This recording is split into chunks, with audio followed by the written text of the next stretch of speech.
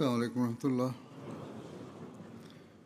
أشهد أن لا إله إلا الله وحده لا شريك له وأشهد أن محمدا عبده ورسوله.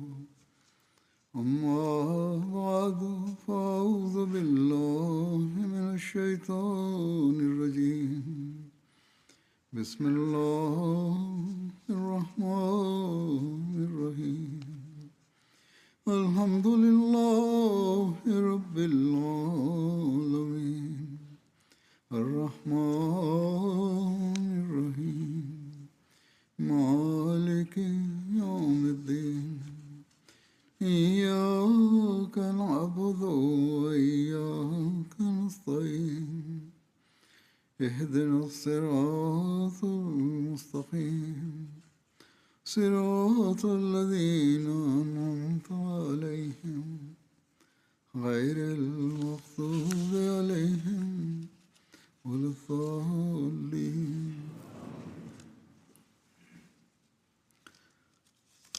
حضرت مسیح موعود علیہ السلام کی شفقتوں Hazrat Amir al-Mu'minin Mwenyezi Mungu amsaidie sana anasema, nitaeleza matukio machache ya ukarimu na utoaji wa Masihi Maud alayhi salam.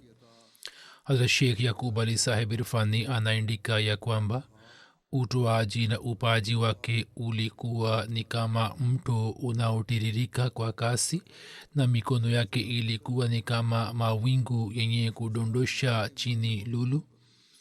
Ilikuwa ikinyesha na kunyesha sana, na zoezi hili lilikuwa likiongezeka sana katika mwezi wa Ramadhan, na kwa njia za kisirisiri huzur alikuwa akiwapa wenye haja, na alikuwa hasiti hata kidogo kumpa mtu kitu fulani, hata kama ni kitu chenye thamani sana.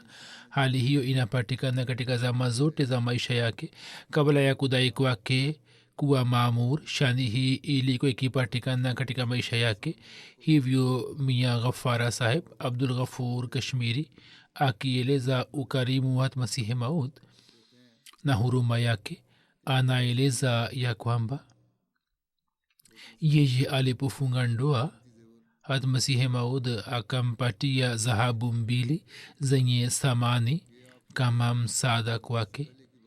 Jambo hili ni kabla ya zama ya madai yake, alipokuwa akiishi katika hali ya upweke.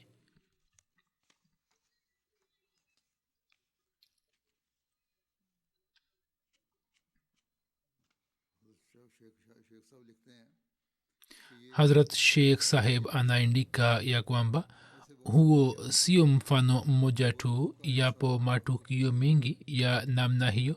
Haijawahi kutokea ya kwamba mtu akimwomba kitu na yeye hakumpatia, au akihisi haja ya mtu fulani bila yeye kumwomba au kuuliza hakumsaidia. Yeye alikuwa mkarimu, mwana wa mkarimu na mkarimu sana.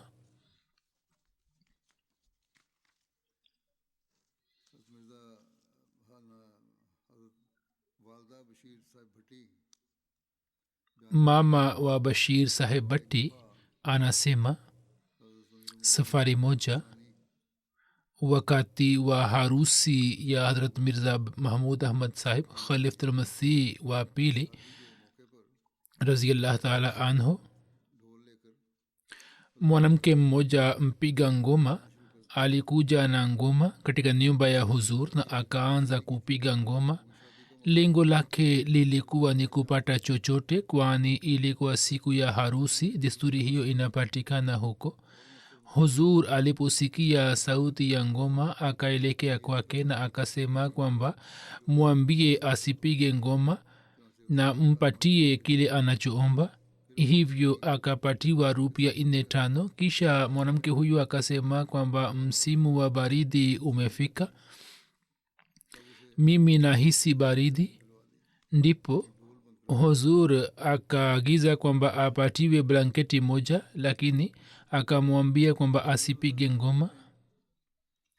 Mirza Bashir Ahmad Sahib anaeleza ya kwamba kwanza kabisa tunapaswa kuzingatia jambo hili ya kuwa hata Masihi Maud hakuwa na shauku ya kuvaa mavazi makhsus. Katika miaka ya mwisho ya uhai wake alikuwa anapokea sana mavazi yaliyoshonwa kama zawadi, haswa koti, kanzu, suruali na kadhalik, mavazi ambayo mara nyingi Sheikh Rahmatullah Sahib Lahori alikuwa akimletea wakati wa idi kubwa kama zawadi, na ndiyo aliyekuwa anatumia.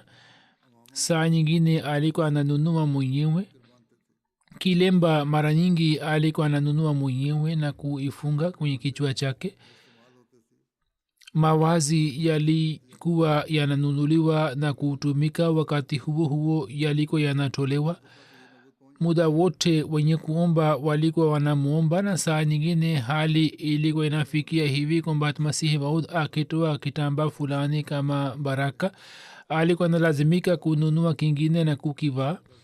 Na baadhi ya watu wenye busara walikuwa wanasema hivi, walikuwa wanafanya hivi kwamba walikuwa wanatuma mavazi na walikuwa wanasema kwamba huzur avae na awapatie kile alichovua kama baraka. Hat Mufti Muhammad Sadiq Sahib anaandika ya kwamba hat Masihi Maud aliniambia ya kuwa nilikuwa na masahafu ndogo ambayo maandiko yake yalikuwa wazi na mapana, nilikuwa naipenda sana. Kisha mtu mmoja akaniomba, mimi nikampatia ili ombi lake lisikataliwe. hata Quraishi Sheikh Muhammad Sahib mfanya kazi wa idara ya posta ambaye alikuwa mkazi wa Qadian anasema kwamba safari moja nilienda kwa Masihi Maud nikiwa na hati nyingi za fedha, na baada ya kugawa fedha ile nikaendelea kufanya kazi nyingine mjini. Majira ya saa 10 nilipofika posta na nikataka kumpatia afisa posta hesabu ya fedha, hapo nikagundua ya kwamba kwa makosa nimetoa rupia 6 zaidi kwa mtu fulani. Nikapata wasiwasi mwingi, kwani fedha niliyompatia huzur ndiyo iliyokuwa fedha nyingi. Hivyo afisa posta ambaye jina lake lilikuwa Allah Deta, aliyekuwa mtu mwenye ubaguzi na alikuwa si Ahmadia, akasema kwamba ni vyema uende kwa Mirza Sahib na ukamuulize. Moyo wangu ulikuwa hautaki kwamba niende kwa huzur na nimsumbue, lakini afisa aliponiambia mara kwa mara nikaenda kwa huzur na nikasema kwamba huzur, leo mimi nimetoa rupia 6 zaidi kama kosa. Huzur alisema kwamba mimi sijui kwamba kiasi gani nilikuwa nimepokea na tayari nimeshatumia kiasi fulani, yani nimeshawapa watu wenye haja, lakini wewe ni mtu maskini, hivyo mimi nakupatia hela hii rupia 6, lakini siku za usoni ufanye kazi kwa umakini, kwani wewe ni mtu maskini. Tukio hili linaangazia sifa na tabia njema ya huzur, hulka zake tukufu na ukarimu wake kwa watu wenye haja na maskini. Mir Mehdi Hussein Sahib anasema safari moja Maulvi Muhammad Hasan Sahib aliniomba nakala moja ya kitabu cha Chemchem ya Masihi. Nikasema huzur ameniambia kwamba nihakikishe nakala zake kiasi fulani zipatikane ofisini, kwani saa nyingine serikali inaomba na inataka nakala.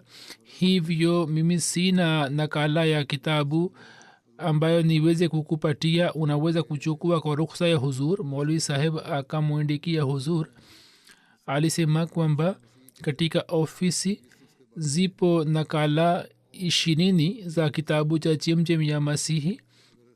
Mimi ninahitaji nakala moja, kama inawezekana basi nipatiwe nakala moja. Huzur alaihi wassalam akasema wewe chukua nakala moja, na akatia saini juu ya ombi langu. Hapo tunapata kujua kuhusu sifa ya maswahaba kuwa wazi na kweli, namna alivyoeleza kwamba nakala ziko ngapi na mimi nahitaji moja. huo ulikuwa ni ukweli wake na sifa yake ya ukweli. Na pia tunapata kuelewa kuhusu utoaji wa masihi maud. Japo zilikuwa zimetunzwa ofisini, zingeweza kuhitajika wakati wote, lakini hakukataa ombi lake. Pandit Mohanlal ambaye katika zama zile alikuwa kijana mwenye busara sana, alikuwa akimwendea masihi maud na barua fulani ya lekhram. kwa kuwa Mohanlal alikuwa na uhusiano wa zamani na familia ya huzur.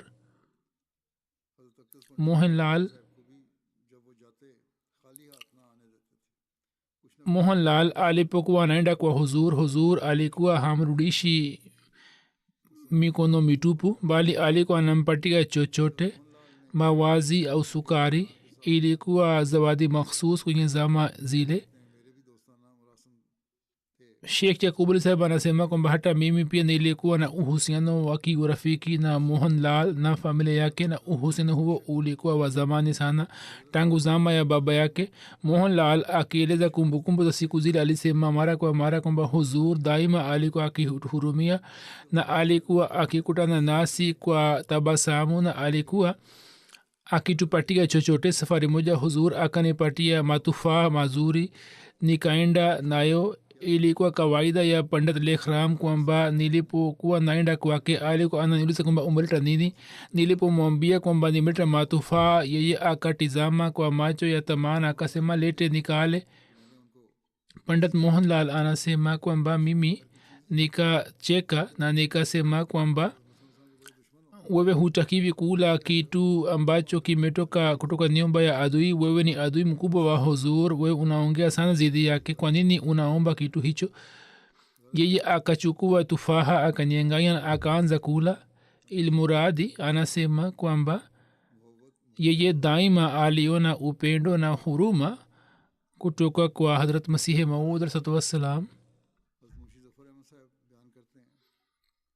Hatmunshi Zafar Ahmad sahib anaeleza huzur alikuwa na miski. Siku moja nilisema kwamba huzur, mimi nahitaji miski. Huzur akaweka mbele yangu boksi nzima na akasema kwamba chukua sawa na mahitajio yako. Nikachukua kiasi kadogo. Huzur akatabasamu na akasema kwamba hukuchukua chochote. Kisha akanipatia miski tola au tola moja na nusu. Miski ni kitu chenye thamani sana, hata siku hizi pia ina thamani sana, inatumika katika kutengeneza dawa.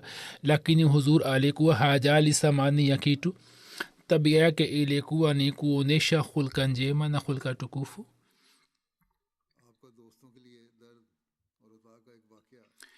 Hat Masihi Maud namna alivyokuwa akiwapatia marafiki zake na alikuwa anahisi uchungu wao kama uchungu wake. Hakim Mufti Fazlur Rahman saheb anaeleza kwamba mke wangu alipojifungua na tukapata mtoto wa kiume, siku ya 7 karibu na wakati wa magharibi, mke wangu akaanza kupata maradhi ya mshtuko wa ghafula wa msuli, kwani siku zile janga hili lilikuwa limesambaa, hivyo pia akaambukizwa.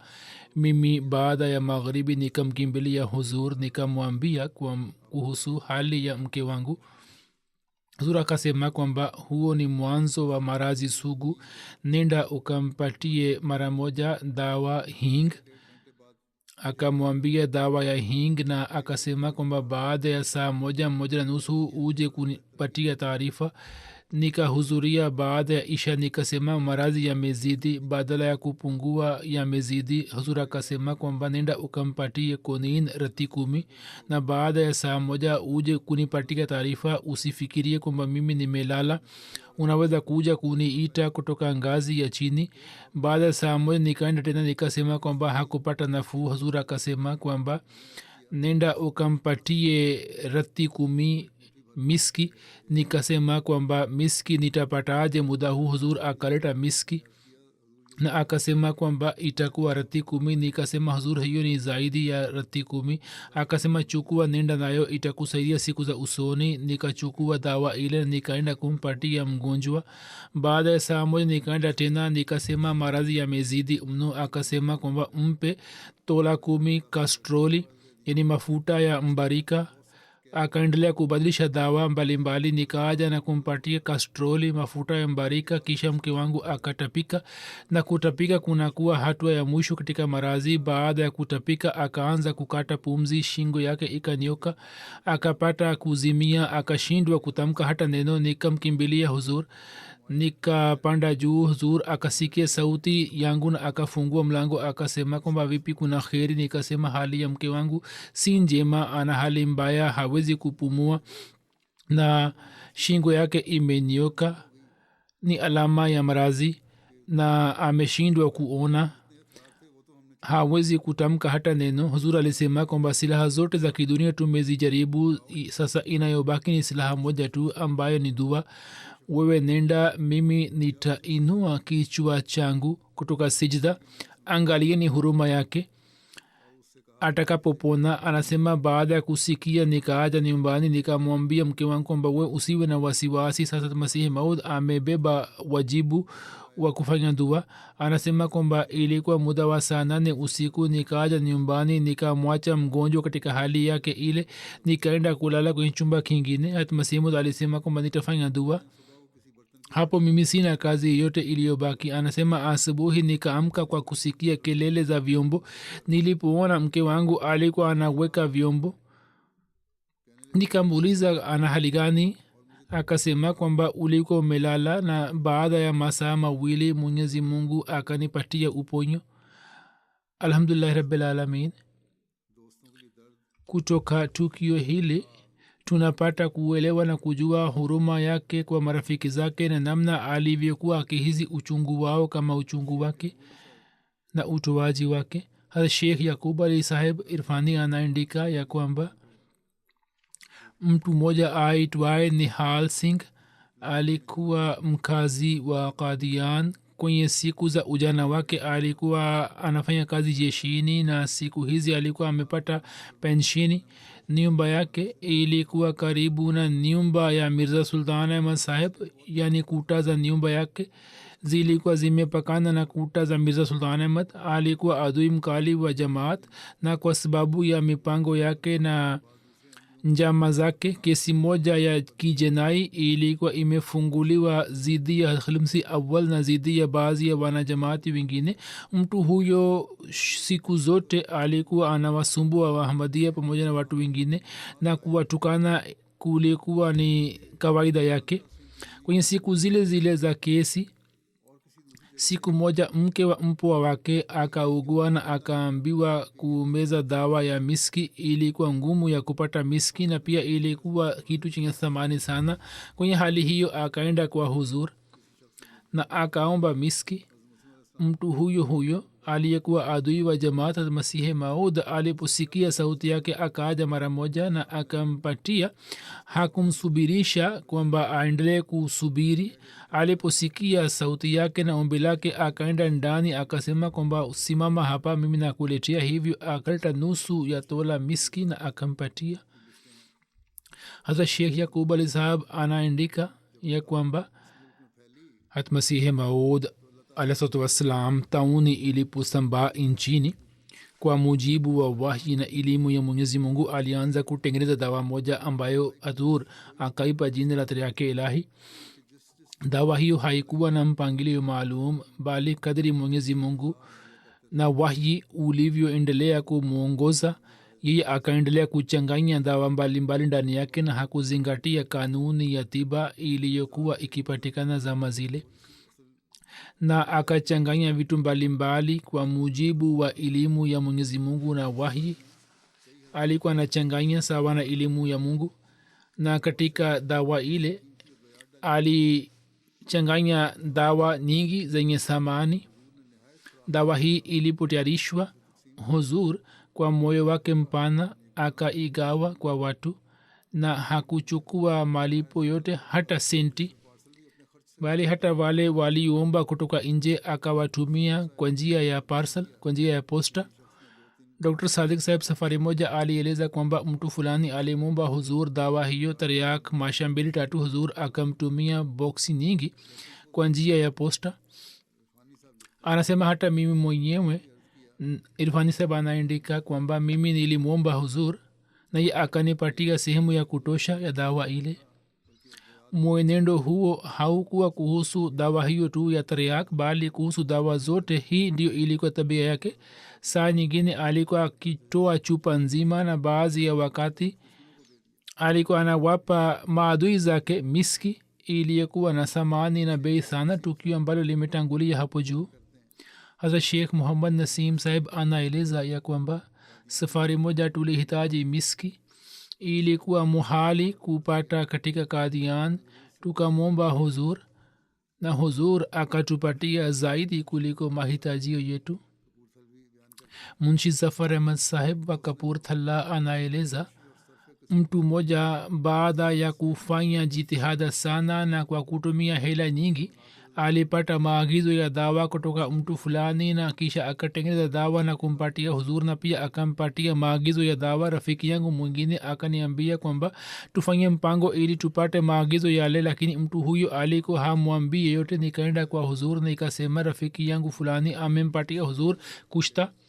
Akasema kwamba angalia chupa ile, chukua. Nikasema kwamba huzur maagizo ya dawa hiyo. Huzur akasema kwamba yapo pamoja na dawa, yani karatasi ile. Hivi nikachukua yote na nikaleta, na nikaja kumwonyesha rafiki huyo kwamba ulikuwa hutuambii, angalia nimeleta kutoka kwa huzur. Huyo akaenda kwa huzur na akamwambia huzur, wewe umempatia huyo. Huzur akasema kwamba alikuja kuniomba na akachukua. Kisha huzur akaniambia kwamba baba yangu, mimi nina biazi yake, ni daftari, unahitaji maagizo ya dawa, mimi nakupatia daftari ile ya baba yangu, humu kuna maagizo mazuri ya kutengeneza dawa. Kisha nikasahau kuchukua biazi ile ambaye huzur alikuwa ameniambia kwamba nichukue kutoka kwake. Hazrat Mufti Muhammad Sadiq Sahib anaandika katika barua yake moja, anasema kwamba kwa sababu ya ujauzito wa mke wangu kuna uzuru nyumbani, hawezi kupika chakula.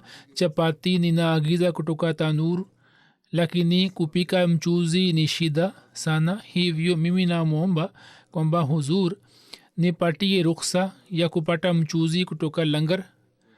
Huzur akatoa jibu lake na akamwambia msimamizi wa langar idara ya zifa Mia Najmuddin, akamwindikia kwamba mufti sahib apatiwe mchuzi mara mbili, mchuzi mzuri kutoka langar, na uzingatie hilo. Hazrat Muhammad Ismail sahib anaeleza kwamba safari moja Masihi Maud alayhi salam alinuia kutuma ujumbe Nasiben ili kujua hali ya Isa alayhi salam. Kwenye ujumbe huu walikuwa Mirza Khudabak sahib na Maulvi Kutubuddin sahib, na mjumbe watatu anasema alikuwa baba yangu Mia Jamaluddin sahib. Wote walichaguliwa kwa kupiga kura. Huzur aliwapatia wote watatu rupia 50 ili kufanya maandalizi ya safari.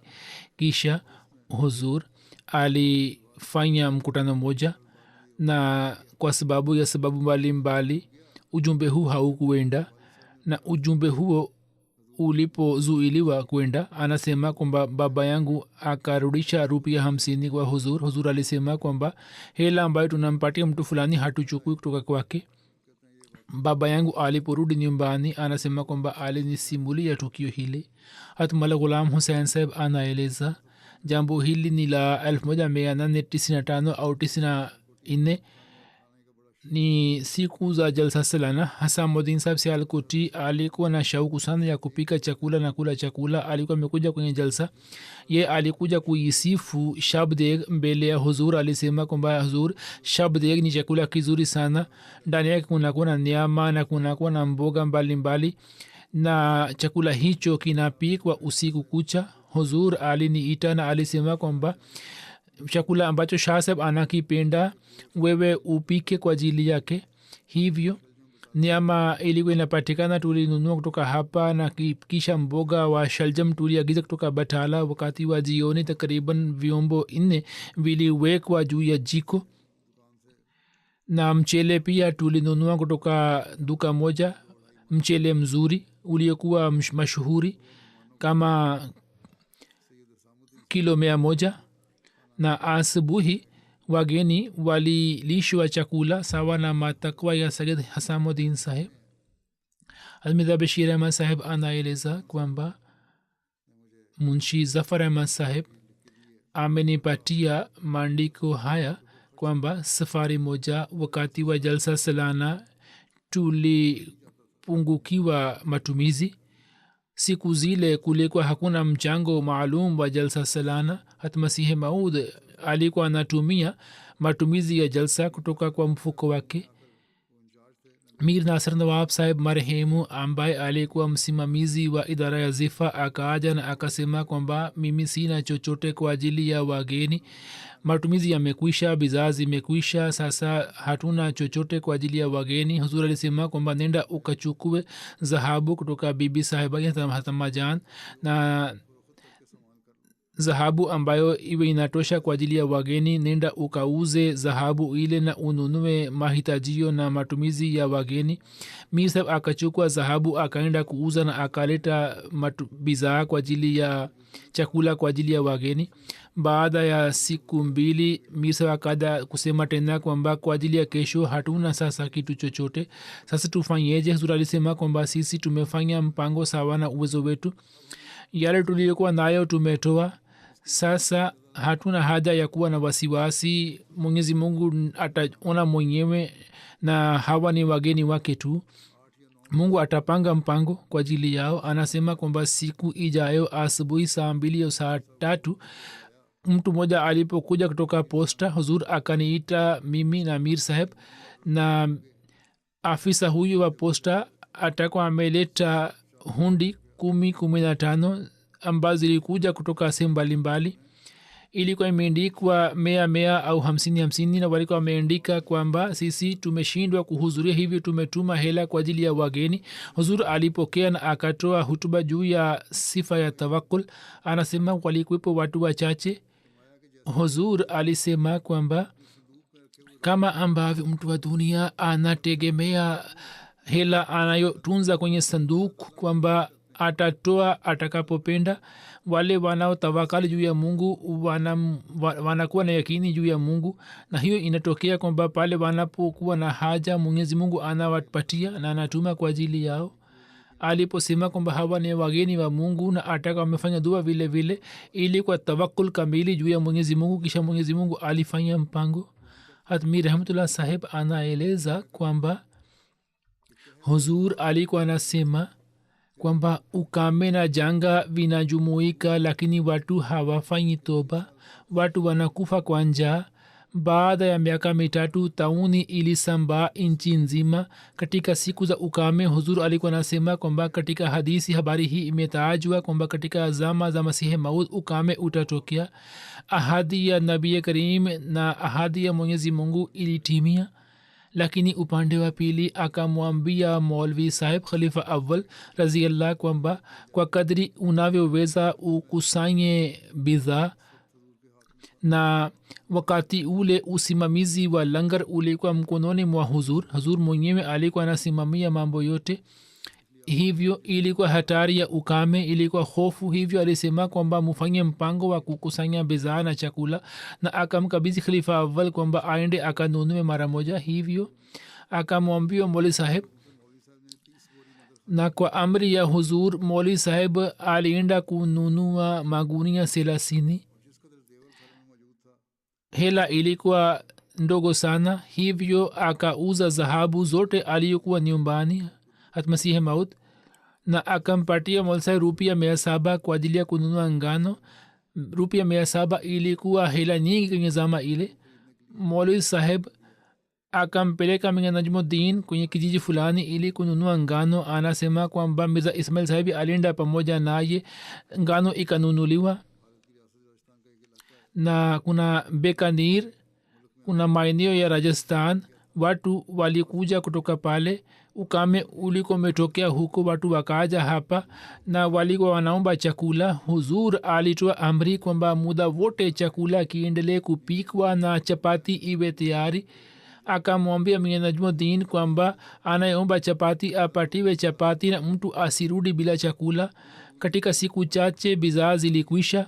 Kisha Huzur alitoa hutuba na alikuwa amesema kwamba jambo hili ni la muda tu, na mtu hajitolii siku zote kwa njia hiyo. Siku hizi ni siku makhsus kwa ajili ya waumini, hivyo mwenyezi mungu awajalie marafiki. Na huzur alipotoa hutuba, hela ilikusanywa na hela nyingine ikatoka kutoka nje na bidhaa zikanunuliwa, na silsila hii ikaendelea. Katika siku za ukame watu walikuwa wakija kutoka maeneo ya ukame, walikuwa wanapatiwa chakula. Na huzur alikuwa anasema kwamba mimi nimesoma katika gazeti fulani kwenye nchi fulani watoto wamekufa kwa njaa na watu wamekufa na hawapati chakula. Hiyo ni adhabu kali ya mwenyezi mungu kwamba hawapati chakula. Na alikuwa anasema mara kwa mara kwamba mwenyezi mungu awarehemu. Na alikuwa akimuuliza mwenye Najmuddin, na alikuwa anamuuliza Maulana Sahib kuhusu bidhaa.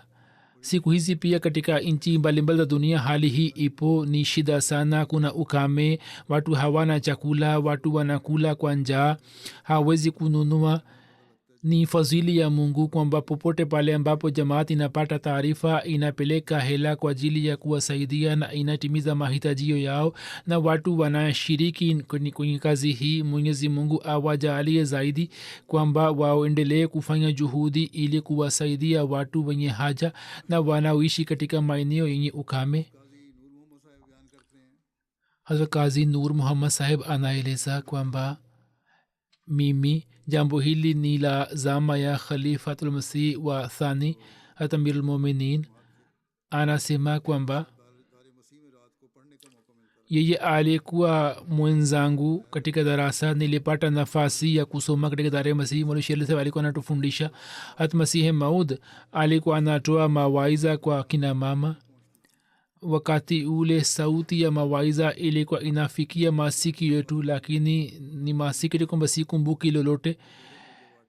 Kwa ajili ya unga wa ngano Mullah Ahmad Nur alikuwa anaenda, na mimi pia nilikuwa napata nafasi ya kupeleka unga katika nyumba ya Masihi Maud.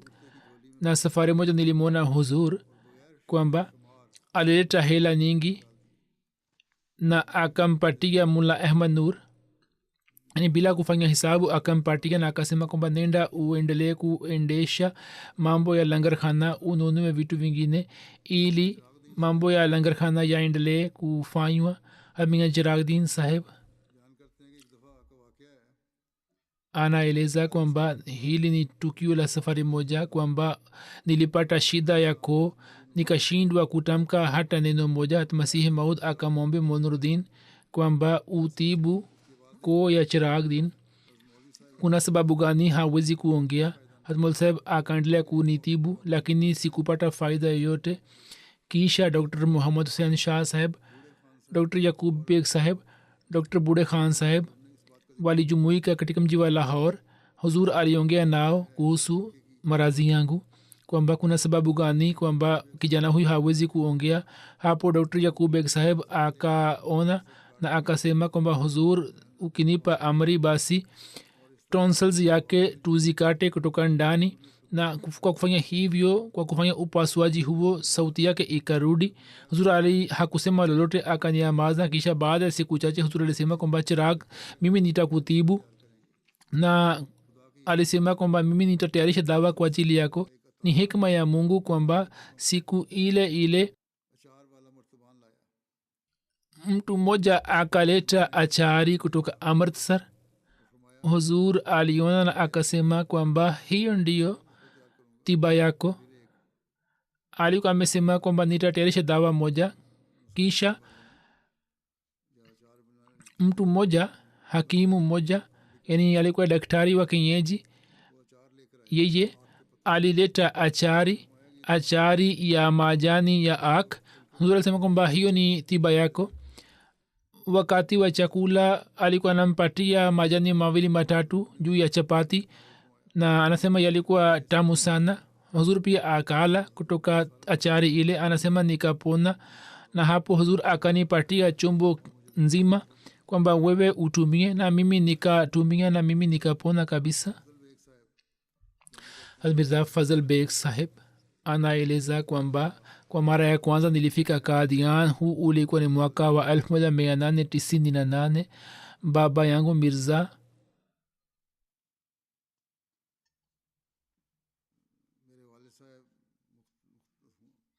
baba yangu Mukhtar Adalat. Jina la wote wawili limeandikwa Afzal Beg, inaonekana wamekosea kuandika.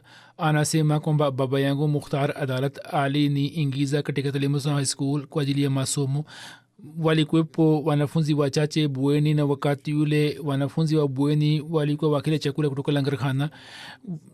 Ilitokea malalamiko kuhusu chakula. Baba yangu alieleza mbele ya huzur kwamba watoto wana shida kuhusu chakula. Hapo huzur alisema kwamba watoto watapewa chakula kutoka nyumba yangu, na kwa miezi kadhaa tuliendelea kula chakula kutoka nyumba ya huzur. Na huzur siku nyingine alikuwa anatutumia maembe na tamu. Khwaja Abdurrahman Saheb Kashmiri alimwambia Mirza Bashir Ahmad Saheb kwamba Hafiz Hamad Ali Saheb marehemu alikuwa anamsimulia ya kwamba hela ilipokuwa inafika kwa huzur alikuwa ananiita na alikuwa ananipatia bila kupiga hisabu, na alikuwa anasema kwamba wakati huu chukua rupia, sijui kwamba nitapata lini. Mirza Bashir Ahmad ameandika kwamba Hafiz Hamad Saheb marehemu alikuwa mtumishi makhsus wa huzur, ambaye huzur alikuwa anampatia rupia kwa ajili ya matumizi ya wageni na matumizi ya nyumbani. Hadrat Khan Saheb se Ghulam Hussain Saheb anaeleza kwamba safari moja Hat Masihi Maud alinipeleka Batala kutoka Kadian kwamba nenda ukalete parcel ya reli, yani bilti imekuja, na pia akanipatia rupia 5. Bilti ilikuwa imekuja kwa njia ya gari moshi. Alisema lete kutoka Batala, na katika parcel ilikuwa kikapu cha zabibu, na nilitumia senti 4 juu yake. Nilipoleta kikapu kile nikampatia huzur akafungua kikapu, akatoa zabibu kwa mikono yake akanipatia, akisema kwamba hiyo ni sehemu yako. Nilijaribu kurudisha hela iliyobaki. Huzur akisema akaenda ndani kwamba sisi hatufanyi hisabu na marafiki zetu. Wakati ule umri wangu anasema ulikuwa ni miaka 15. Hat Munshi Kazi Mahbub Alam Saheb anasema ya kwamba Maulvi Muhammad Saheb na Khwaja Kamaluddin Saheb walikuwa wakifanya kazi ya uwakili mjini Peshawar. Wote walikuwa wakishirikiana kwenye kazi. Maulvi Muhammad Saheb akaja Kadian na Khwaja Saheb akabaki huko. Sasa kesi zilizokuwa zidi ya huzur aghlabu ni habari ya kesi za Karamdin. Kwa ajili ya kuzifuatilia Khwaja Saheb akaja kutoka Peshawar. Huzur alikuja kwenye misikiti ya Mubarak. Khwaja Saheb akasema kwa huzur kwamba huzur, Mungu na mtume wake wanajua kwamba kivipi nimefika hapa. Kwa kuweka rehani dhahabu ya mke nimechukua nauli, nimefika hapa. Hali yangu ya uchumi ni mbaya sana. Huzur alisema kwamba Khwaja Saheb, je, unahitaji hela? Njo.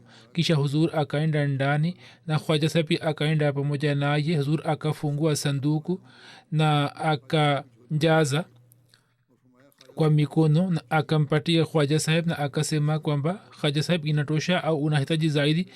Khwaja Saheb akasema kwamba huzur, inatosha. Khwaja Saheb akapiga hisabu. Hela ile kwenye msikiti Mubarak ilikuwa takriban rupia 300. Siku ijayo Khwaja Saheb akaenda Gurdaspur. Huzur akampatia rupia ile bila kufanya hisabu. Hii ilikuwa ni kawaida ya huzur kwamba alikuwa hawapi watumishi wake hela kwa kuhisabu, na alikuwa anawaamini sana. Mimi nipata bahati ya kukaa kwa huzur. Huzur hakuomba kutoka mtumishi wake hisabu ya hela, na mtu akimwomba huzur alikuwa anampatia.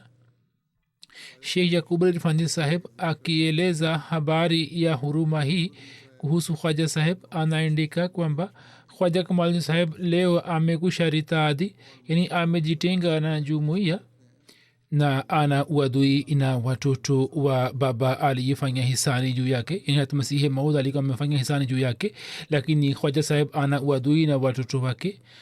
Yeye amepata uzoefu mkubwa kuhusu ukarimu wa Masihi Maud. Ameshuhudia mengi kutoka kwa Masihi Maud, alichukua hela nyingi kutoka kwake, na japo alichukua hela nyingi lakini hakumwambia mtu yeyote kwamba amepokea hela kiasi gani, na wala hakumshukuru yule aliyempatia, na akaendelea kusema kwamba mimi naitumikia silsila na jumuiya. Anaandika kwamba mimi naona kwamba hiyo ni kukataa hisani.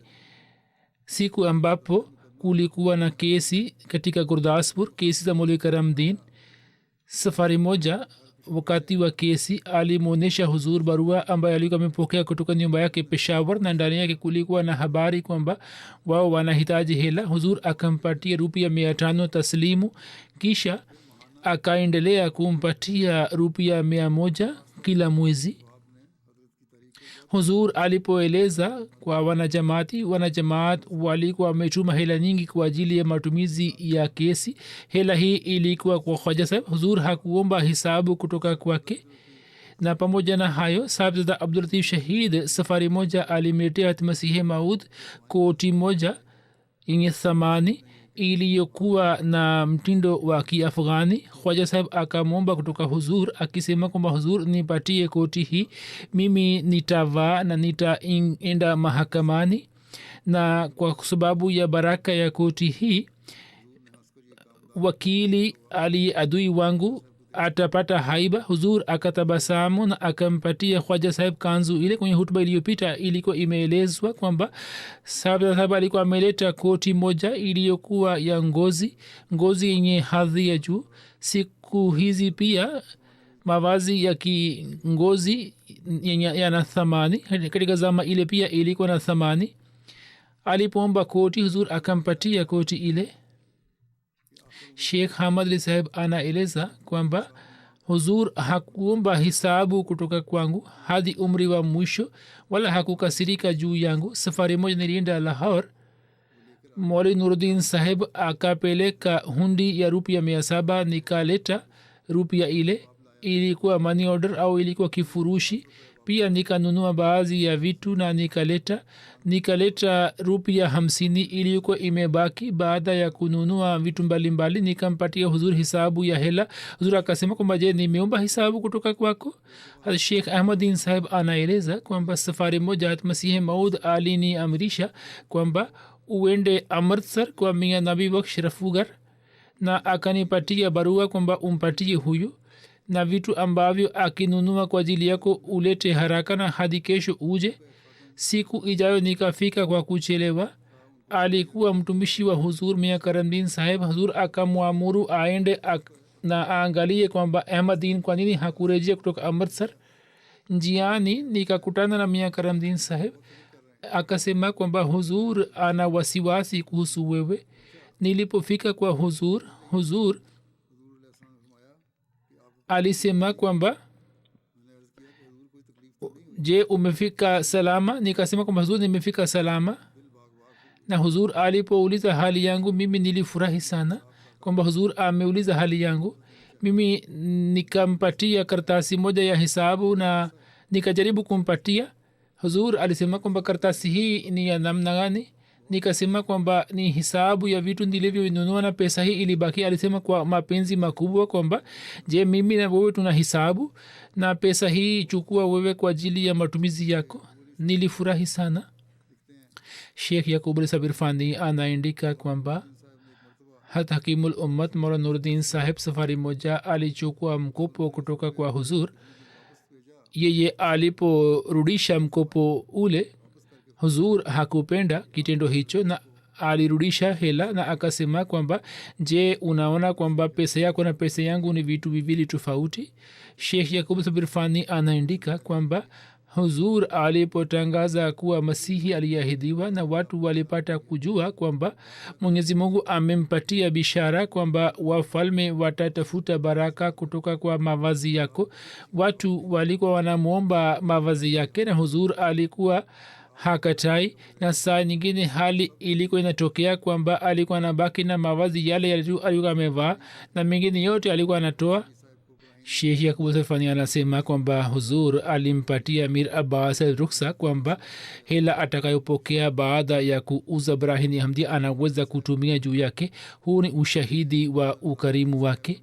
Munshi Zafar Ahmad Saheb anasema kwamba Mirza Nizamuddin Saheb na Imamuddin Saheb walikuwa maadui wa huzur, walikuwa maadui wakali wapinzani, walikuwa jamaa zake, lakini pia walikuwa wapinzani wake. Lakini pale walipomwomba huzur msaada, huzur alikuwa anawasaidia. Hivi safari moja anasema kwamba mbele ya macho yangu Mirza Nizamuddin Saheb alimwomba huzur rupia 50.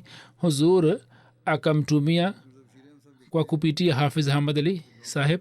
Mirza Bashir Ahmad Saheb anaandika kwamba Dr. Mir Muhammad Ismail Saheb aliniambia kwamba Abdul Muhid Saheb Mwarabu siku moja alieleza kuhusu zama ya Khalifa Awwal kwamba ukarimu wa Masihi Maud ulikuwa wa aina yake. Anasema kwamba katika zama zake sikupata shida yoyote sawa na haja yangu. Nilikuwa na momba huzur bila wasiwasi, na huzur alikuwa ananipatia zaidi, na alikuwa ananipatia bila mimi kumomba. Huzur alipofariki dunia, Khalifa Awwal japo ni mashuhuri katika ukarimu wake hakuweza kutimiza haja yangu. Kisha nikamwindikia kwamba umekuwa khalifa wa Masihi Maud, lakini katika kutimiza haja zangu hukuweza kumfuata. Huzur alikuwa ananitumikia hivi. Hapo Khalifa Awwal akanisaidia, lakini anasema kwamba na apa kwa Mungu ukarimu wa Masihi Maud ulikuwa wa aina yake. Safari moja katika nyumba ya Masihi Maud mwanamke mmoja maskini aliiba mchele. Watu walipoona wakamkamata, kelele ikatokea. Masihi Maud wakati yule alikuwa anafanya kazi kwenye chumba chake. Aliposikia kelele akatoka nje na akashuhudia manzari hii kwamba mwanamke mmoja maskini amesimama akiwa na mchele. Hata Masihi Maud alipojua kuhusu tukio hilo na akaona maumbile ya mwanamke huyo maskini, moyo wake ukalainika. Akasema kwamba inaonekana huyu ana njaa na mwenye kufilisika, hivi mumpatie mchele na mumsindikize na mushike sifa ya Mungu kuwa satar. Mirza Bashir Ahmad Saheb anaandika baada ya kueleza tukio hili kwamba kuhusu tukio hili mtu mmoja anaweza kusema kwamba jambo hili ni kama kumpatia mwizi ujasiri wa kuiba zaidi, lakini watu wenye akili wanafahamu kwamba mali hii ilikuwa ni Masihi Maud na mwenye kuchukua alikuwa mwanamke maskini mwenye kufilisika. Hivyo huo sio kumsaidia mwizi, bali jambo hili linaingia katika kuwalisha maskini. Katika hadithi inathibitika kwamba Mtume sasa pia katika hali kama hiyo mwenye kuiba awe mtu maskini na katika hali ya njaa sana akichukua kitu fulani hakumchukulia kuwa mwizi, bali alitumia sifa ya kumsitiri. Hiyo ni mifano ya kumfuata kiongozi wake mtukufu. Allahumma salli ala Muhammadin wa ala abdikal masihil maud.